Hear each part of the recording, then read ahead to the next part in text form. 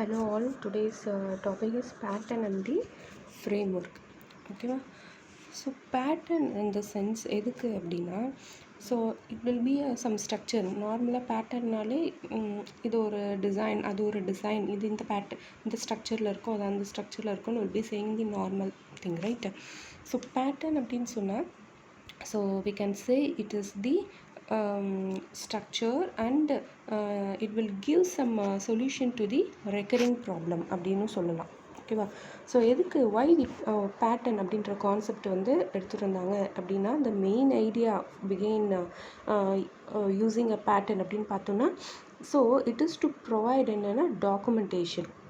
Okay, for what? To categorize and communicate about solution to recurring problem. Already சொன்ன recurring problem in the sense என்னன்னா, so ஒரு problem வந்து என்னதான் நம்ம solve பண்ணாலும் மல்டிபிள் டைம்ஸ் வந்து அது அக்கர் ஆகிட்டே தான் இருக்கும். Okay, and it's still continues to happens, right?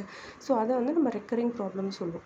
So அந்த மாதிரி ரெக்கரிங் ப்ராப்ளமுக்கு சொல்யூஷன்ஸ் வந்து டாக்குமெண்டேஷனாக ப்ரொவைட் பண்ணி வச்சுருப்பாங்க. So okay, so that is the main idea பிகைன் தி பேட்டர்ன், ரைட்டு? ஸோ அதே திங் தான் வந்து உங்களுக்கு கொடுத்துருப்பாங்க ஃபஸ்ட் பேரா.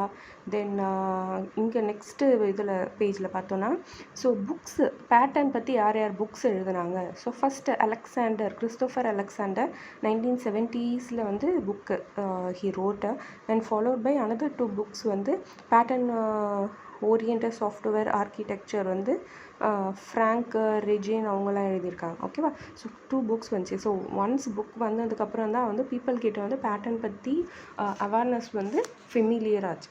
Okay, so next as I told, the main idea behind using pattern என்ன, to provide the documentation to help to categorize and communicate about solution for the recurring problem.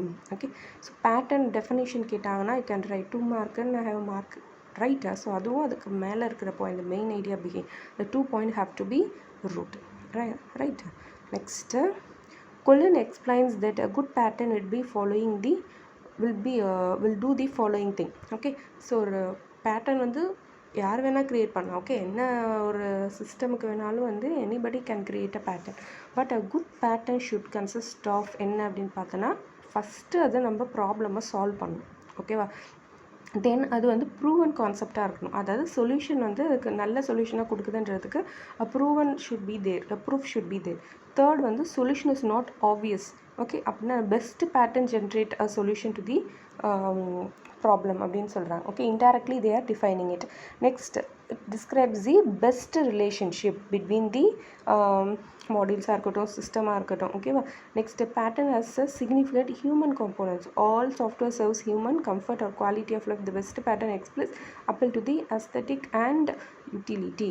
So நீங்கள் என்ன எழுதணும்னா, explains a good pattern, it solves a problem, it is a proven concept, the solution is not obvious, and it describes a good relationship, and final one is the pattern as a significant human components. as a human நம்ம use பண்ணுற எல்லா காம்போனன்ட்ஸும் பேட்டர்னில் வந்து கண்டிப்பாக அக்கறாகி இருக்கும், right?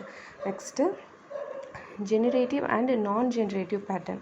So 2 marks again they will ask generative pattern and the non-generative pattern. So generative patterns are pattern that not only describing a recurring problem. Okay, recurring problem மட்டும் அதில் வந்து அவங்க டிஸ்கிரைப் பண்ண மாட்டாங்க. they can tell us அது எப்படி generate பண்ணணும், and they will observe the result also. Okay, so என்ன பண்ணுவாங்க, the problems they won't describe recurring problem, instead they will observe in the resulting system. Okay, and they will tell us how to generate something also. அது வந்து generative பேட்டர்னில் வந்துடும். Okay, நான் ஜென்ரேட்டிவ்னா static and பாசிவ்னு சொல்கிறாங்க.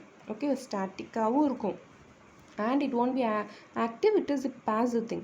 Okay, say இங்கே வந்து they describe the recurring, okay, phenomena without necessarily saying how to reproduce them.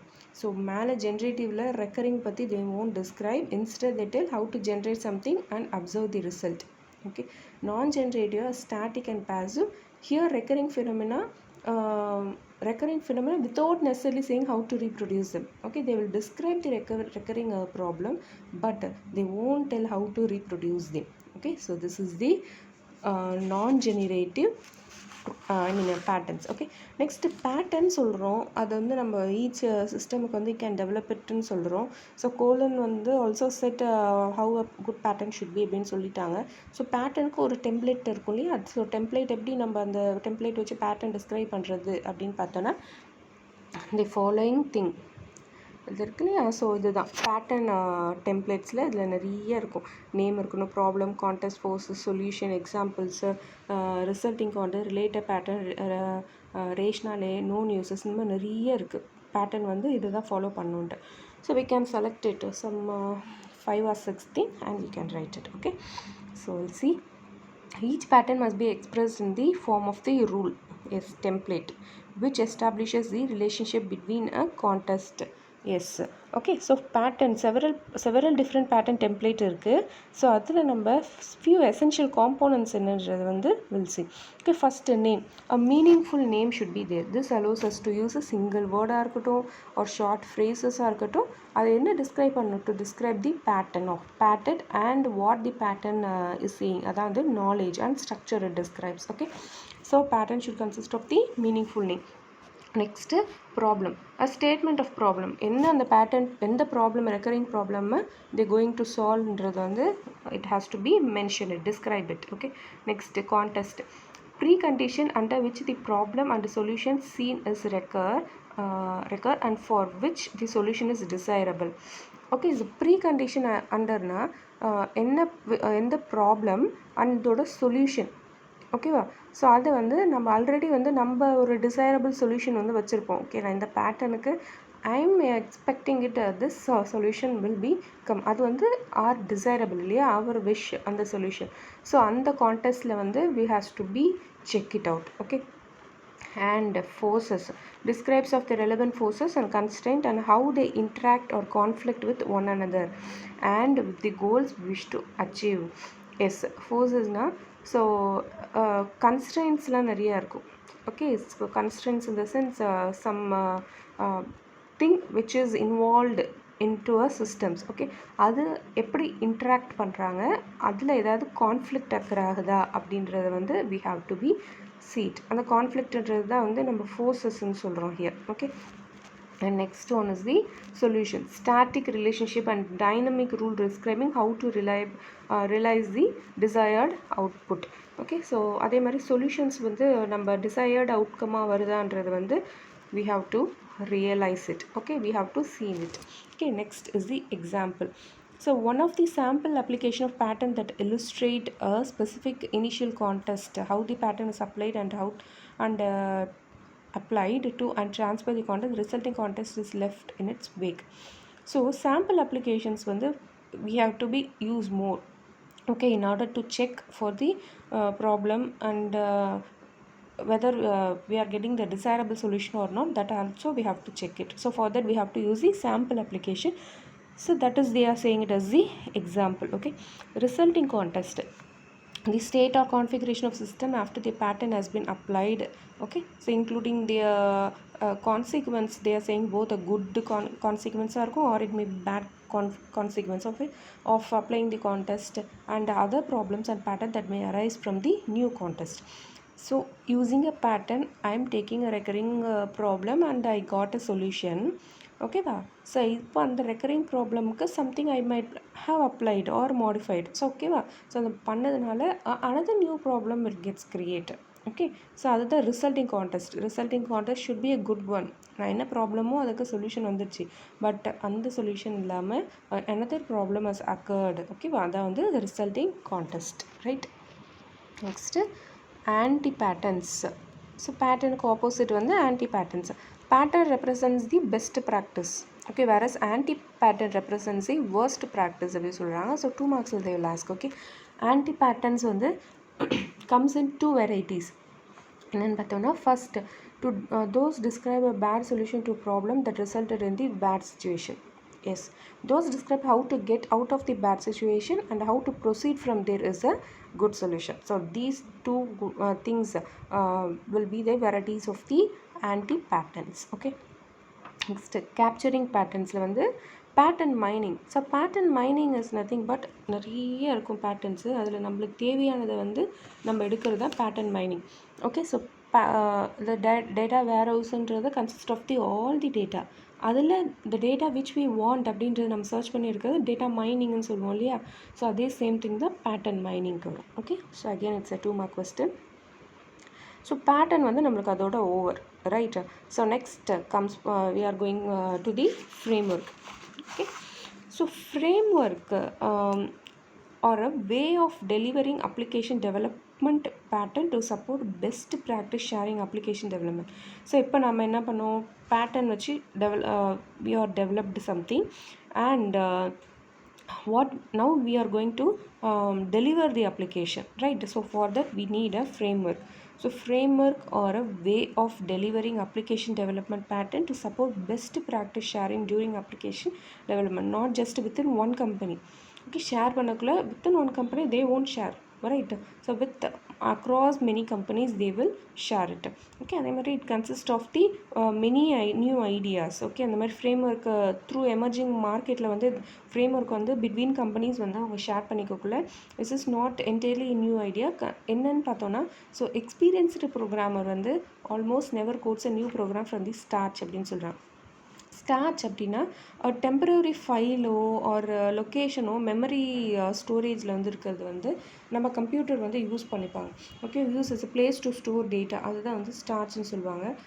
R பிகினிங்லேருந்து use பண்ணுறது கூட நம்ம ஸ்டார்ச்னு சொல்லுவோம். ஃப்ரம் பிகினிங்லேருந்து யூஸ் பண்ணுறது கூட நம்ம ஸ்டார்ச், ஃப்ரெஷ்ஷர் ஸ்டார்ட்டை கூட ஸ்டார்ச்னு சொல்லுவோம். ஓகே, ஸோ எக்ஸ்பீரியன்ஸ்டு ப்ரோக்ராமர் அந்த மாதிரி பண்ண மாட்டாங்க. ஏன்னா என்ன பண்ணுவாங்க, ஆல்ரெடி அவங்க யூஸ் பண்ணது ரீயூஸ் தான் பண்ணுவாங்க. Okay, so they will use macros, libraries copy பண்ணுவாங்க, templates like code fragments from earlier ப்ரோக்ராம்ஸை அதெல்லாம் யூஸ் பண்ணி தான் வந்து அவங்க பிகின் பண்ணுவாங்க instead of from the scratch. Okay, so seasoned business consultant, seasonedனா one season he will do a business consult, other season he will move to the some other job.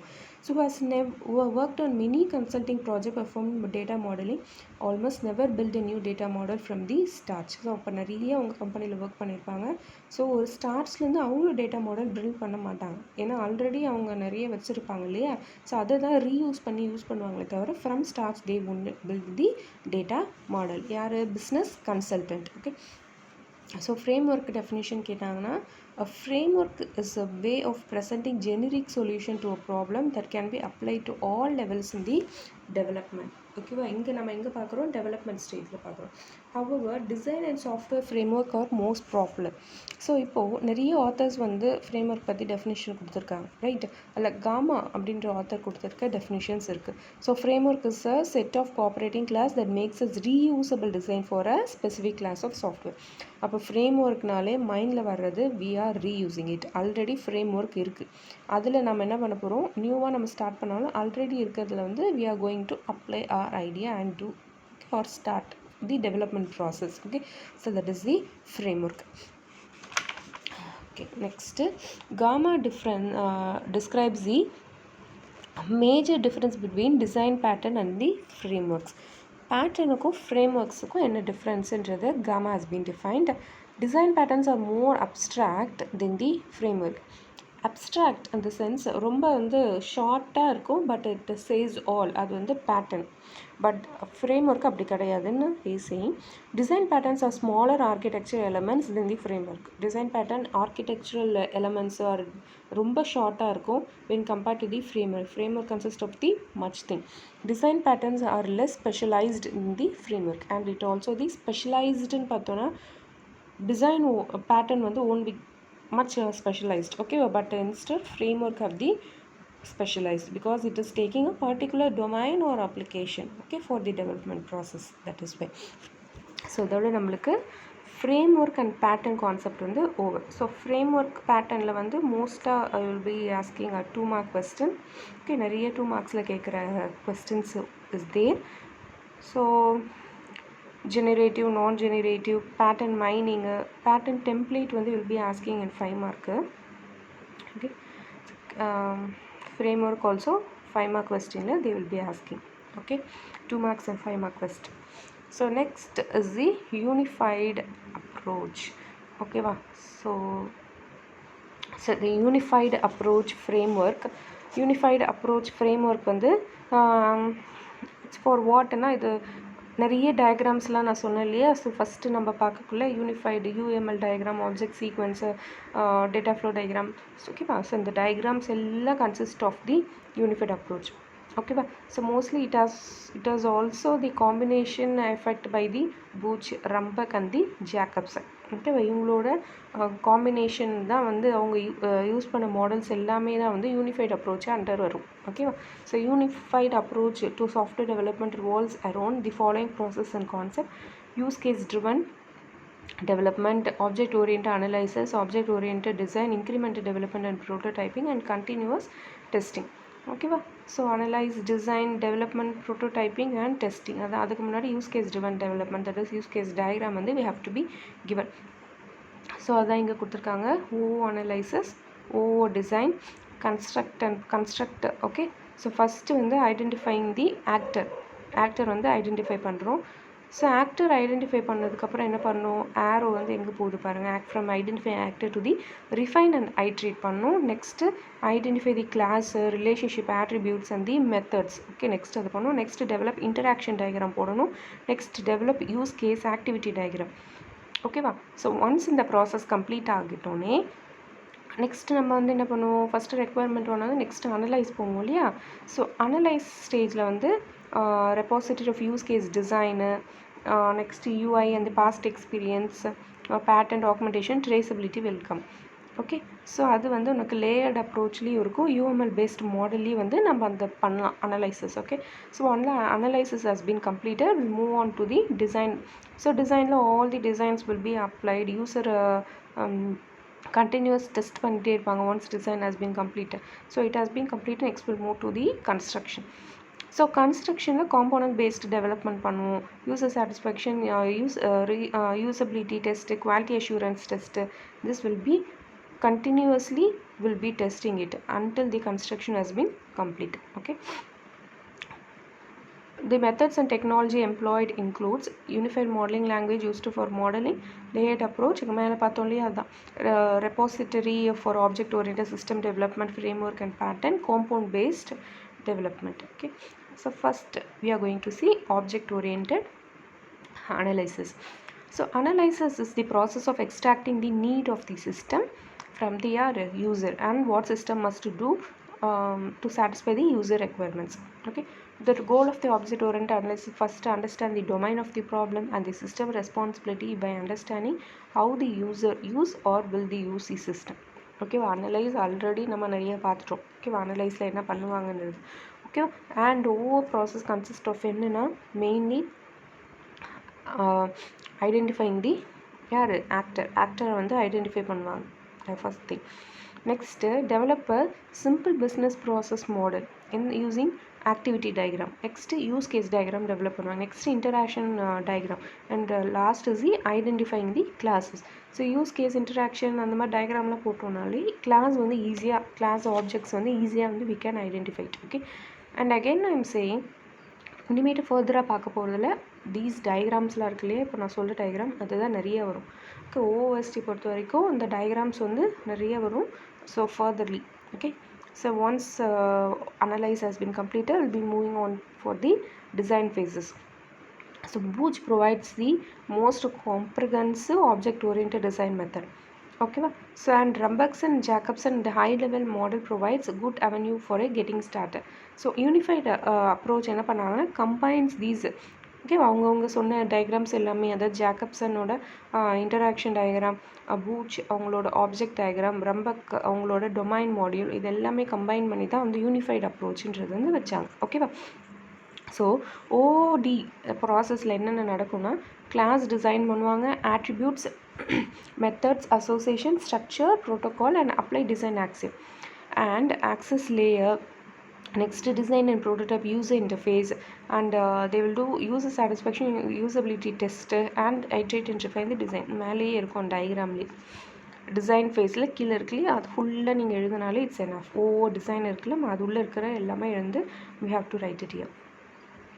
Next, iterative development and continuous testing. So we have to iterative developmentனா so until அதை நம்ம satisfaction ஆகிற வரைக்கும் iterate, reiterate, until eventually we are satisfied with the system. ஓகேவா தென் continuous test பண்ணிகிட்டே இருக்கணும் until the desired output we are getting it. ஓகேவா அந்த iterative development and the continuous testing. Next, modeling based on the unified modeling language.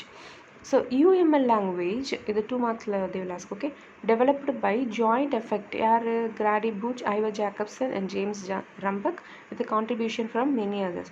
The UML merges already சொன்ன மாதிரி அவங்கவுங்க என்னென்ன diagram பண்ணியிருந்தாங்களோ அந்த டயக்ராம்ஸ் எல்லாம் merge பண்ணி தான் வந்து நம்ம யூனிஃபைடு அப்ரோச்னு சொல்கிறோம். So UML is becoming the universal language for modeling system.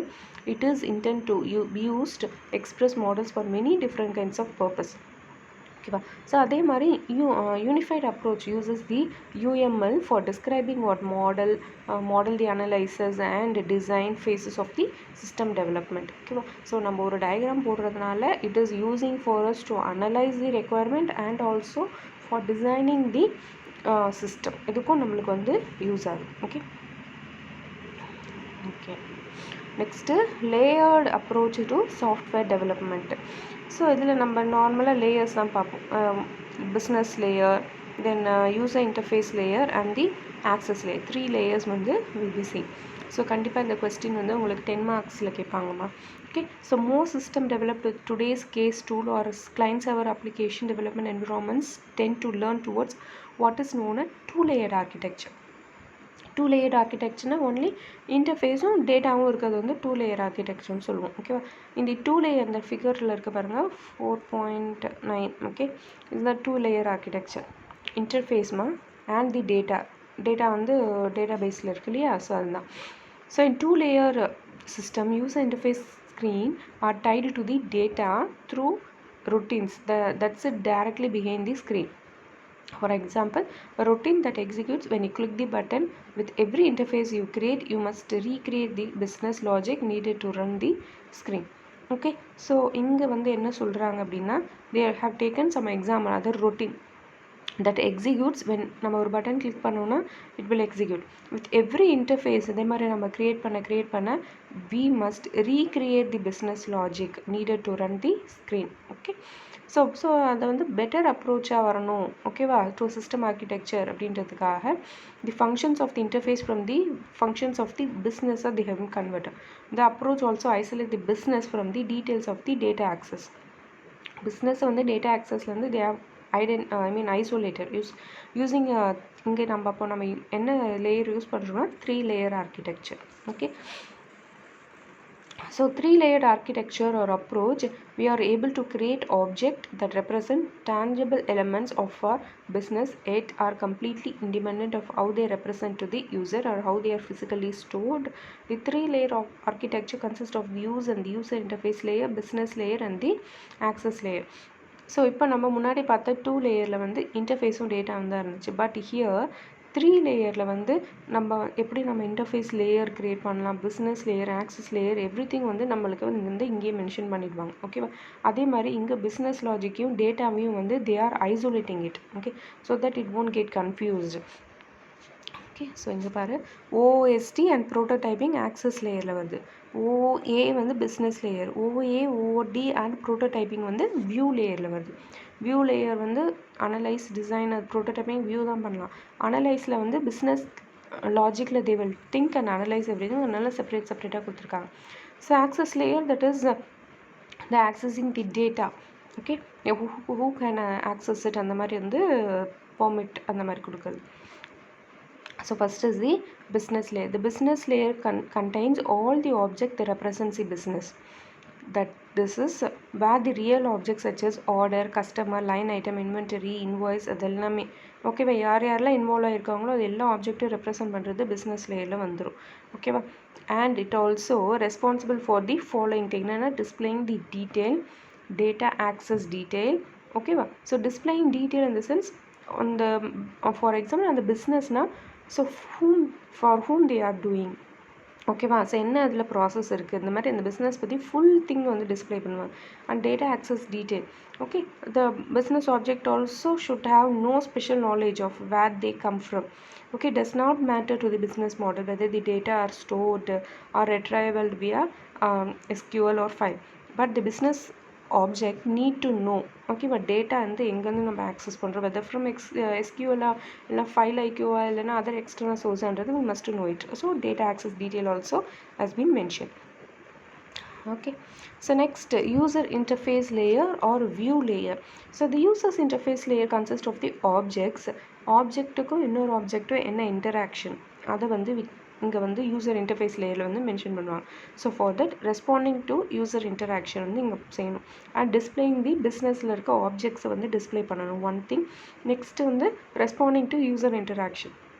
Okay, so whether they asked any request or question we have to be respond over it. Okay, so next access layer. The access layer contains objects that know how to communicate with the place where the data actually reside, where it be a relational database, mainframe, internet or the file. Okay, so அது எதில் இருக்குது டேட்டாபேஸில் இருக்கா அந்த data, இன்டர்நெட்டில் இருக்கா, ஃபைலில் இருக்கா, மெயின் ஃப்ரேமில் இருக்கா, அதர் எக்ஸ்டர்னல் சோர்ஸஸில் இருக்கா, ஓகேவா, எனி ஹார்ட்வேர்ஸில் இருக்கா, அந்த மாதிரின்றது வந்து we have to be see. Okay, and it has the two major responsibility. One is the translate request, another one is the translate result. Okay, so translate request, and this is the access layer must be able to translate any data related request from the business layer. என்ன கேட்குறாங்களோ அதுக்கான ஆப்டான reply, that is translate reply வந்து we have to send it. Okay, if a customer number then 55552 needs to retrieve na, the access layer must be able to create the correct SQL statement create பண்ணி they has to retrieve the particular numbers data. Okay, translate result, the access layer also must be able to translate the data retrieved back into the appropriate business object and pass those objects back into the business layer. Okay, so இதுதான் வந்து translate request and the translate result. Okay, they are translating it. Okay, what the user has been asking it. சரியா? So that is session 3 in the over. So pattern and framework வந்து பார்த்தோம். Then unified approach. Okay, so unified approach வந்து OOA, OOD, iterative development, continuous testing, modeling based on UML.